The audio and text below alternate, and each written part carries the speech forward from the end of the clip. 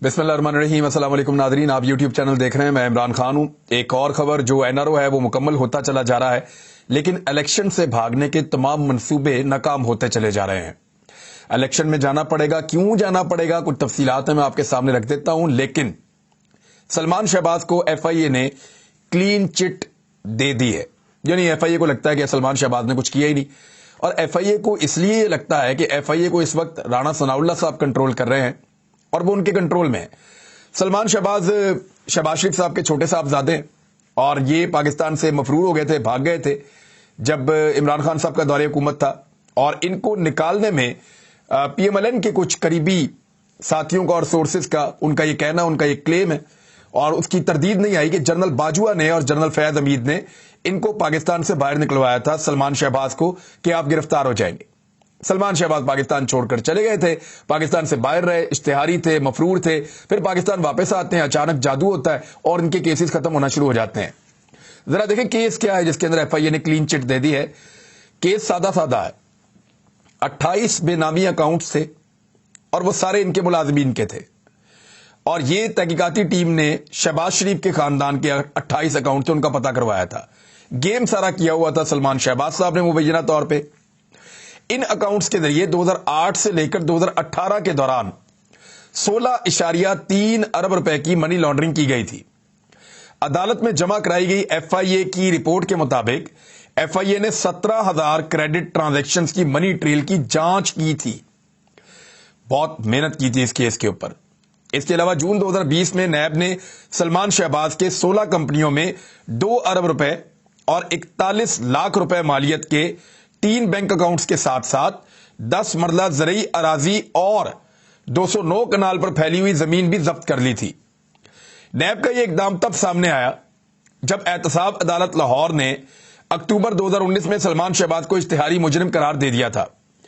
उस वक्त नैब प्रोसिक्यूटर ने कहा था कि इदारा ने मुलजिम को कम से कम 6 मरतबा तलबी के नोटिस जारी किए, लेकिन मुलजिम ने जवाब नहीं दिया। अब आप देखेंगे, जब वालिद वजीर आजम बन जाए तो कैसे बच्चों के केसेस खत्म होते हैं। यानी ये वो केस है जिसमें मकसूद चपड़ासी के अकाउंट में 4 अरब रुपए आ गए थे। ये वो केस है जिसमें ड्राइवरों के, चपड़ासियों के, क्लर्क्स के, स्टोर कीपर के, इनके अकाउंटों में करोड़ों अरबों रुपए आ रहे थे, और वो पैसा बाद में शरीफ खानदान के जेर इस्तेमाल आ रहा था। अब ये इतना बड़ा केस था और इसका सारा मनी ट्रेल मौजूद था, लेकिन इसके बावजूद एफआईए कुछ नहीं कर सकी। क्यों नहीं कर पाई? क्योंकि रजीम चेंज हो गया और हुकूमत में आ गए शहबाज शरीफ साहब। इदारे उनके कंट्रोल में आ गए और वहां से इदारों ने वही किया उसके बाद जो शहबाज शरीफ साहब चाहते थे, और जो बात नहीं मान रहे थे उनको या तो हटा दिया गया उहदों से या कहीं भिजवा दिया गया। जैसा कि शहबाज शरीफ साहब को जिस जज साहब ने बाइज्जत बरी किया, उनको 25 लाख रुपए की मुबैना तौर पर नौकरी फराम कर दी गई है फौरी तौर पर। शहबाज शरीफ साहब ने उनको बेहतरीन नौकरी वफाकी हुकूमत में फराम की है, उन जज साहब को जिनकी अदालत से शहबाज शरीफ साहब बरी हुए थे। आज मुझे फरूक हबीब साहब ने बताया कि 25 लाख रुपए की जनाब वहां पे सैलरी भी है, यह भी बताया जा रहा है। तो अब सलमान शहबाज भी बाइज्जत बरी हो गए हैं, लेकिन क्या वो रहेंगे बाइज्जत बरी? अगर दोबारा हुकूमत तब्दील हो जाती है या फ्री एंड फेयर इलेक्शन हो जाता है और एक नई हुकूमत आती है, तो क्या ये चीजें रिवर्स नहीं हो जाएंगी? क्या एनआरओ 2 रिवर्स नहीं होगा? यह मामला अदालत में चल रहा है। यह पर्सन स्पेसिफिक कवानीन जो है उनको तब्दील किया गया है। यानी लोगों ने, जिन लोगों के ऊपर केसेस थे, उन्होंने बजाय इसके कि केसेस में अपने आप को बेगुनाह साबित करते, उन्होंने वो कानून ही बदल दिए उठा के। और जब उन्होंने कानून बदल दिए तो कानून के अंदर अब वो जुर्म रहा ही नहीं। यानी जो जुर्म उन्होंने किया था, जिसमें उनकी पकड़ हो रही थी, उन्होंने कानून तब्दील करके वो जुर्म ही खत्म कर दिए कि अब ये जुर्म ही नहीं है, डेफिनेशन ही बदल दी कानून की। तो इस तरीके से वो बच्चे हैं, इसको कहते हैं एनआरओ 2। लेकिन ये रिवर्स होगा। मेरा ये ईमान है कि पाकिस्तान के साथ ज्यादती करने वाले लोग, पाकिस्तान को लूटने वाले लोग एक अरसे तक तो मौज मस्ती कर सकते हैं, लेकिन बिलाखिर उनकी पकड़ होनी ही होनी है और वो पकड़े जाएंगे।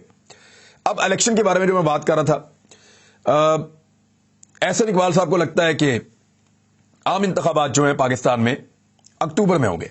उसके लिए वो एक रीजन दे रहे हैं। वजह वो ये बता रहे हैं कि इलेक्शन कमीशन जो है वो एक मर्दमशुमारी करेगा जिसके नताइज अप्रैल तक जारी किए जाएंगे। یعنی ڈیجیٹل مردم شماری کی طرف جا رہے ہیں. ابھی پہلے ہی مردم شماری ہوئی ہے پاکستان کے اندر, اس کی حلقہ بندیاں مکمل کی ہیں الیکشن کمیشن آف پاکستان نے. جب پچھلے سال اپریل میں سپریم کورٹ آف پاکستان نے بلا کر پوچھا ریجیم چینج آپریشن کے دوران کہ جناب آپ الیکشن کروا سکتے ہیں, تو الیکشن کمیشن مکر گئے. انہوں نے کہا میں تو الیکشن نہیں کروا سکتا اگست ستمبر تک. تو پھر اس کے بعد عدالت کا فیصلہ آیا اور پھر انتخابات کی طرف پاکستان نہیں گیا. پھر الیکشن کمیشن آف پاکستان نے کہا کہ ہم انتخابات کروانے کے لیے تیار ہیں, اور اب ایک نیا بہانہ کہ دوبارہ سے مردم شماری کی جائے, پھر نئی حلقہ بندیاں کی جائیں. یعنی 3 سے 4 مہینے مردم شماری ہوگی, پھر 3-4 مہینے کے اندر حلقہ بندیاں ہوں گی, اور پھر جا کر اکتوبر کے اندر انتخابات ہوں گے. یہ خواب ہو سکتا ہے لیکن یہ ہو نہیں سکتا. وجہ یہ ہے کہ پاکستان الیکشن کی طرف تقریباً جا چکا ہے. اس میں ایک خبر یہ ہے کہ عام انتخابات کے معاملے پر الیکشن کمیشن کو 18 ارب روپے موصول ہو چکے ہیں. ذرائع کے مطابق الیکشن کمیشن کو رقم پری الیکشن اخراجات کی مد میں فراہم کی گئی ہے. الیکشن کمیشن نے پنجاب اور خیبر پختونخوا انتخابات میں رقم استعمال کرنے کا فیصلہ کیا ہے. الیکشن کمیشن نے انتخابی اخراجات سے متعلق نیا تخمینہ بھجوانے کا بھی فیصلہ کر لیا ہے. ذرائع کا کہنا ہے کہ 2 اسمبلیوں میں الگ الگ الیکشن کے باعث عام انتخابات پر اخراجات 10 ارب سے زائد بڑھ گئے ہیں. الیکشن کمیشن نے پہلے عام انتخابات پر 47 ارب روپے کا تخمینہ بھجوایا تھا. ذرائع کا کہنا ہے کہ اب اگر الگ الگ انتخابات ہوں گے تو 57 ارب روپے سے زائد کے اخراجات ہو جائیں گے, ابھی اور بڑھیں گے. آپ دیکھتے جائیے گا یہ اخراجات بہت بڑھ جائیں گے, کیونکہ 2 مرتبہ پاکستان کے 2 بڑے صوبوں کے اندر, یعنی سب سے بڑا صوبہ پاکستان کی آدھی آبادی پنجاب میں, آدھا الیکشن ہی پاکستان کا پنجاب میں ہوتا ہے. اور اگر خیبر پختونخوا کی اسمبلی تحلیل ہو گئی ہے تو پھر باقی کا الیکشن ہوتا ہے. تو پاکستان میں جو الیکشن ہونے جا رہا ہے نا, لگ بھگ 64% پہ الیکشن ہونے جا رہا ہے. یہ خبر ہے فواد چودھری صاحب کی, انہوں نے یہ کلیم کیا ہے, اور وہ یہ کہہ رہے ہیں ملک کی 64% نشستیں خالی ہیں, اب الیکشن رک ہی نہیں سکتے. سرگودا میں وہ گئے ہوئے تھے, وہاں انہوں نے بات کی کہ حکومت میں بیٹھے لوگ اپنے تمام فیصلے امریکہ سے لکھوا کر لاتے ہیں, الیکشن قریب ہیں, یہ الیکشن نہیں رک سکتے.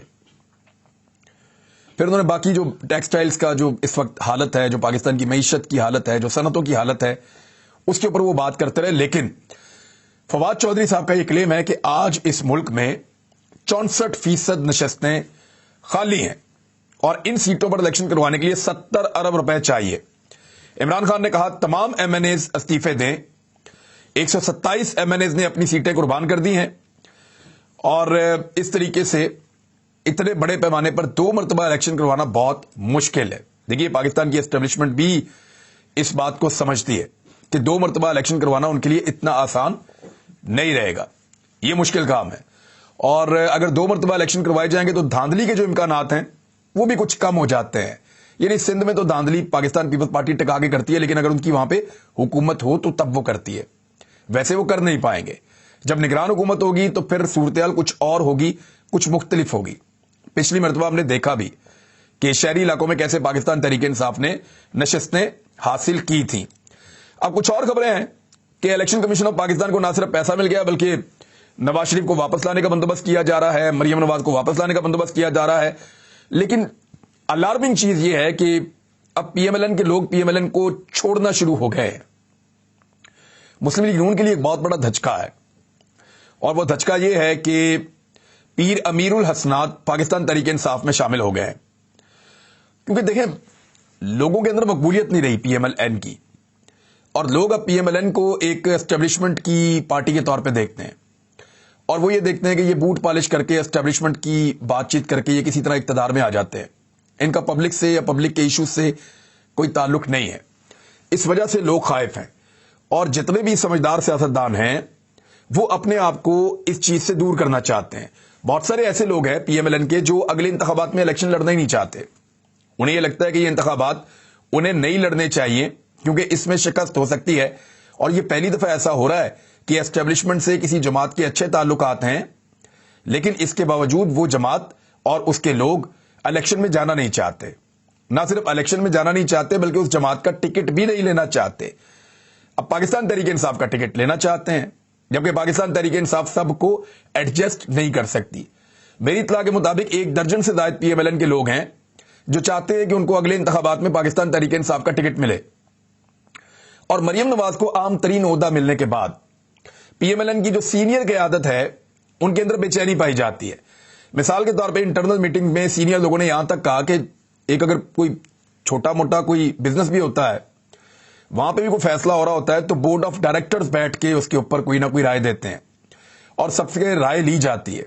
بزنس کرتے وقت بھی سب کی رائے لینا ضروری ہوتا ہے. لیکن جہاں پہ ایک پولیٹیکل پارٹی ہے جو ملک کے اندر حکومت کر رہی ہے اور پہلے بھی کئی مرتبہ حکومت کر چکی ہے, اس پارٹی کے بڑے بڑے عہدے دے دیے جاتے ہیں اور پارٹی کے سینئر لوگوں سے رائے تک نہیں لی جاتی. یہ گلے پی ایم ایل این کے اندر ہوئے ہیں. جو سینئر لوگ ہیں پی ایم ایل این کے, وہ اس وقت بڑی تکلیف میں ہیں اور بڑی بے چینی میں ہیں. تو نواز شریف اس کو کیسے کنٹرول کرتے ہیں, ایک بڑا سوال ہے, اور اس کو کنٹرول کرنے کے لیے نواز شریف کو پاکستان آنا پڑے گا. مریم نواز نے اپنا ایک گروپ بنایا ہوا ہے جس میں طلال چودھری ٹائپ لوگ ہیں, مریم اورنگزیب ٹائپ لوگ ہیں, میاں جاوید لطیف اس قسم کے لوگ ہیں. یہ لوگ اپنے سیاسی فائدے کے لیے مریم نواز کو بھی قبول کر لیں گے, بلکہ کیپٹن صفدر کو بھی, اس کے بیٹے کو بھی قبول کر لیں گے, اور اگر ان کا بھی کوئی بچہ پیدا ہوا تو اس کو بھی قبول کر لیں گے.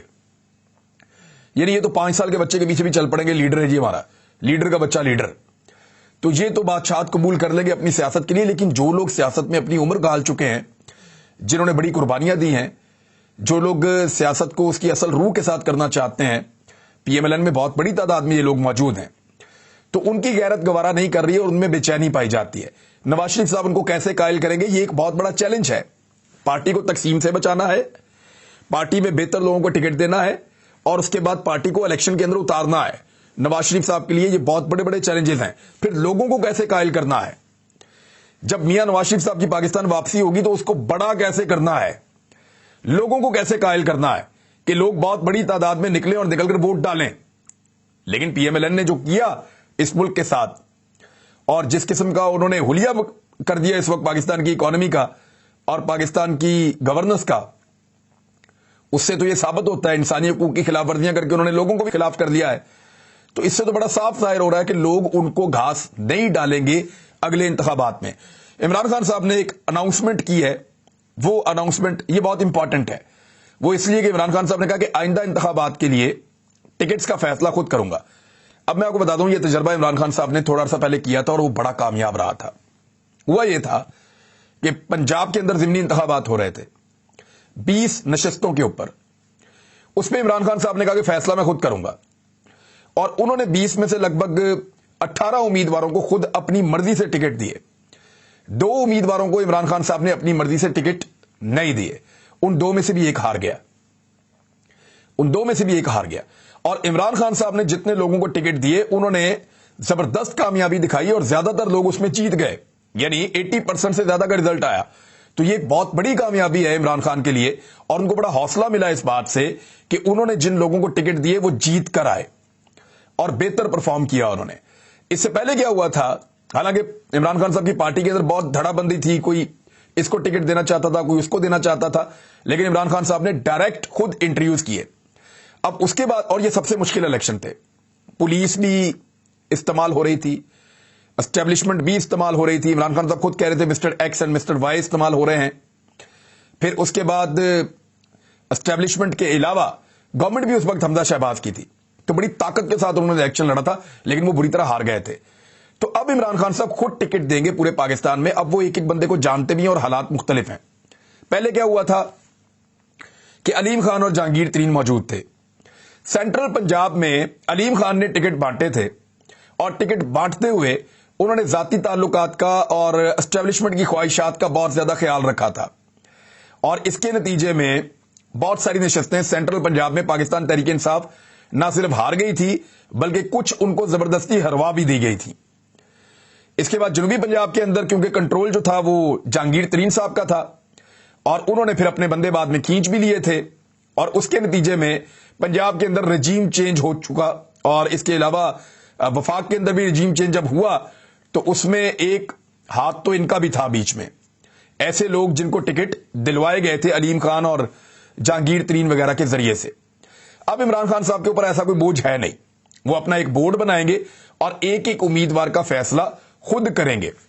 تو اس صورتحال میں جو خیبر پختونخوا میں اور پنجاب میں ٹکٹوں کی تقسیم ہونے جا رہی ہے, یہ بڑا ایک اہم مرحلہ ہے, اور اگر اس میں عمران خان صاحب نے ٹھیک لوگوں کو ٹکٹ دے دیا تو پھر انتخابات میں آدھے سے زیادہ کام ہو جائے گا, کیونکہ وہ لوگ بہتر انداز میں جا کے عمران خان کا پیغام پہنچائیں گے اور اپنی الیکشن کمپین کریں گے اور زور لگا کر الیکشن میں اتریں گے. ناظرین کچھ اور اہم خبریں ہیں وہ آپ کو میں اگلے ویلاگ میں دیتا ہوں. اب تک کے لیے اتنا ہی. اپنا خیال رکھیے گا. اپنے اس چینل کا بھی اللہ حافظ.